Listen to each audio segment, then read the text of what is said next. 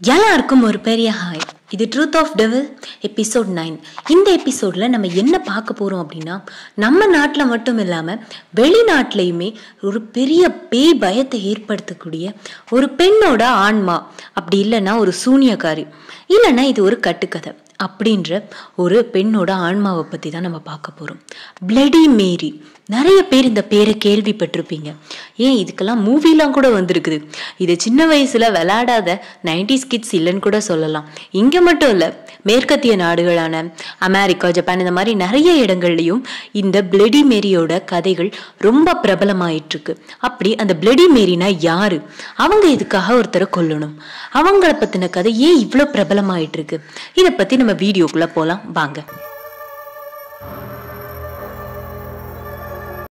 முதல்ல இந்த பிளடி மேரி அப்படின்னா யாரு அப்படின்னா, அவங்கள ஒரு பேய் அப்படி சொல்றாங்க.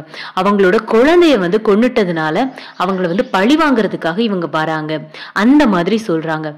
இந்த பிளடி மேரிய நம்ம கண்ணாடி முன்னாடி நின்று அவங்க பேரை 3 வாட்டி கூப்பிட்டோம் அப்படின்னா அவங்க வருவாங்க. அப்படி இல்லைன்னா இதை நரக மரியாள் அப்படின்னு சொல்றாங்க. ஆனா இது உண்மை கதையா கட்டுக்கதையான்னு தெரியல.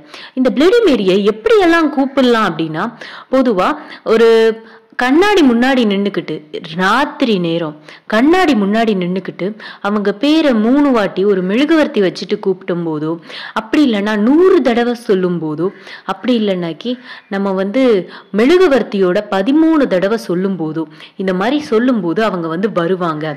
இந்த பிளடி மேரி வரும். அப்படி இல்லைன்னா இந்த பிளடி மேரி உன் குழந்தைய கொன்னது நான் தான் அப்படின்னு சொன்னாலுமே அந்த பிளடி மேரி வரும் அப்படின்னு சொல்லப்படுது. ஆனா இது உண்மையா இல்லையான்னு நிறைய பேர் டெஸ்ட் பண்ணியும் பார்த்துருக்காங்க. ஆனா இது ஒருத்தரோட மன தைரியத்தை நம்ம காட்டுறதுக்காக பண்றதுன்னு தான் சொல்லிட்டு இருக்காங்க. ஆனா அந்த பிளடி மேரி குழந்தைங்களை குறி வச்சு கொல்லணும்னு சொல்லப்படுது. இதெல்லாம் உண்மையா இல்லையான்னு நமக்கும் இப்ப வரைக்கும் தெரியாது. ஆனா அந்த பிளடி மேரி வந்துச்சு அப்படின்னா அவங்கள கூப்பிட்டவங்களை அவங்களோட முகத்தை கிழிச்சு கண்ணை பிடுங்கி அவங்கள பைத்தியம் பிடிக்க செஞ்சு ரொம்ப கொடூரமா கொலை செய்யறாங்கன்னு சொல்லப்படுது.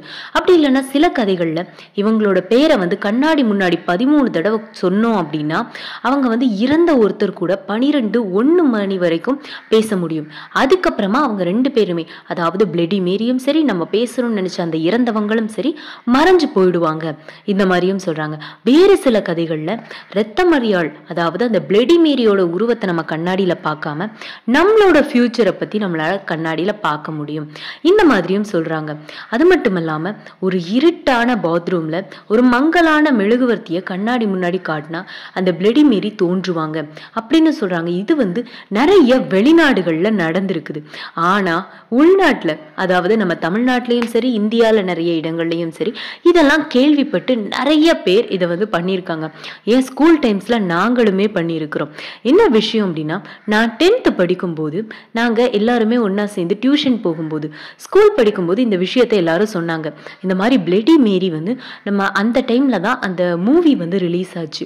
ஸோ அந்த டைம்ல எல்லாரும் என்ன சொன்னாங்கன்னா, இந்த மாதிரி கூப்பிட்டா பேய் வரும் அப்படின்னு சொன்ன உடனே நாங்க எல்லாருமே, ஸ்கூல் படிச்ச எல்லாருமே, அதாவது எங்க கிளாஸ்ல இருந்த எல்லாருமே தான் ஒன்னா டியூஷன் படிச்சோம்.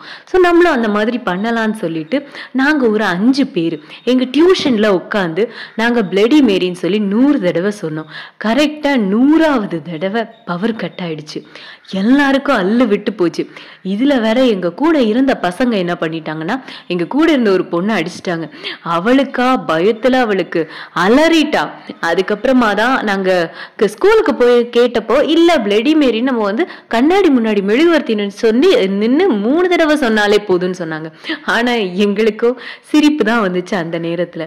இது உண்மையா இல்ல கட்டுக்கதையான்னு யாருக்கும் தெரியாது. ஆனா இந்த பிளடி மேரி அப்படின்ற அந்த ஒரு கதை யாரால வந்துச்சுன்னா, முதலாம் மரியாள், ஃபர்ஸ்ட் மரியா அப்படின்ற ஒரு அரசியை வச்சுதான் வந்திருக்கு அந்த மாதிரி சொல்றாங்க. ஏன்னா இவங்க நிறைய பேரை கொண்டிருக்காங்க. அது மட்டும் இல்லாம நிறைய கருக்களை கொண்டிருக்காங்க. அதாவது குழந்தையோட அந்த கருச்சிதைவுகளுக்கு இவங்க காரணமா இருந்திருக்கிறாங்கன்னு சொல்றாங்க. ஸோ இவங்க தான் பிளடி மேரியா இருக்கணும். இவங்களோட குழந்தைகளுமே நிறைய கருவுற்றும் அவங்களால பிறப்பெடுக்க முடியாம, அதாவது அந்த குழந்தை பிறக்கிறதுக்கு முன்னாடியே இறந்து போச்சு. அதனால இவங்க தற்கொலை பண்ணி இவங்க தான் பிளடி மேரி அப்படின்னு நிறைய வருது. அந்த பிளடி மேரியை அழைக்கிறதுக்குன்னே சடங்கு எல்லாமே இந்த ஹாலோவின் டைம்ஸ்லயும் வைப்பாங்க. ஹாலோவின் அப்படின்னா தெரியும், நிறைய மேற்கத்திய நாடுகள்ல பண்ணக்கூடியதுதான். ஆனா இத வந்து நம்ம ஒரு இளம் பெண் வந்து படிக்கட்டுகளை பின்புறமா கையில மெழுகுவர்த்தி அப்புறம் மிரரோட இருட்டு வீட்டுல போனா அந்த பெண்ணோட ஃபியூச்சர் ஹஸ்பண்ட் வந்து அந்த கண்ணாடியில தெரிவார் அப்படின்னு சொல்றாங்க.